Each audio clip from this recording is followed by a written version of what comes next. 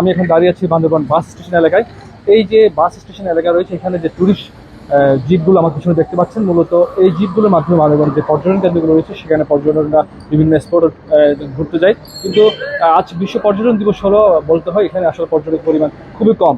আমরা কিছুক্ষণ আগে এখানকার যে টুরিস্টবাহী যানবাহনগুলো রয়েছে, এই চাঁদের গাড়ি বলে এখানে, এই চাঁদের গাড়িগুলোর আমরা যারা দায়িত্বশীল রয়েছে তাদের আমরা এখানকার লাইনম্যানের সঙ্গে কথা বলছি। তিনি আমাদেরকে জানিয়েছেন আজকে বান্দরবানের সকাল থেকে মাত্র এই টুরিস্টবাহী 5টি জিপ বিভিন্ন পর্যটন কেন্দ্রে রয়েছে। সেই হিসেবে যদি বলতে হয় মাত্র হাতে গোনা 20 থেকে 50 জন হয়তো পর্যটক বান্দরবানে এসেছে এবং তারা ঘুরছে। তবে বলতে গেলে বান্দরবানের পর্যটকের পরিমাণ একদম কমে গেছে। বিগত করোনা যখন শুরু হয়েছে, সে করোনার পরে এবং করোনার পরে যখন বান্দরবানের বিশাল পরিমাণে আসলে বৃষ্টি হয়েছে এবং বন্যা হয়েছে এবং পাহাড় ধস হয়েছে, সে সময় আসলে পর্যটক কমে আসে এবং সর্বশেষ যে পাহাড়ের একটি অস্থিতিশীল পরিবেশ সৃষ্টি হয়েছে, বিশেষ করে রাঙামাটি এবং খাগড়াছড়িতে যে সহিংসতা সৃষ্টি হয়েছে, সেই সহিংসতার পরে বান্দরবনে তার প্রভাবটা পড়েছে এবং পর্যটক অনেকাংশেই কমে গেছে।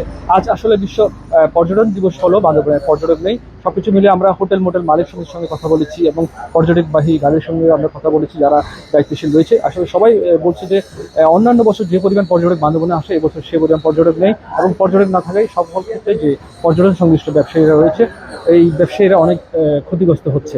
আমরা নিরাপত্তার কথা বলেছি, নিরাপত্তার জন্য আমরা যারা দায়িত্বশীল রয়েছে বান্দরবনের জেলা প্রশাসন এবং আইন শৃঙ্খলা বাহিনীর সঙ্গে আমরা কথা বলেছি।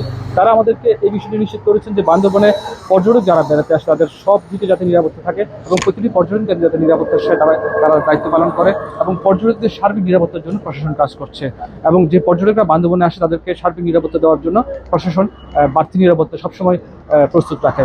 তো সবকিছু মিলিয়ে আসলে পর্যটক না থাকলেও বান্দরবনে যে আইন শৃঙ্খলা বাহিনী রয়েছে এবং নিরাপত্তার যে বিষয়টি রয়েছে সেটি আসলে জোরদার রয়েছে।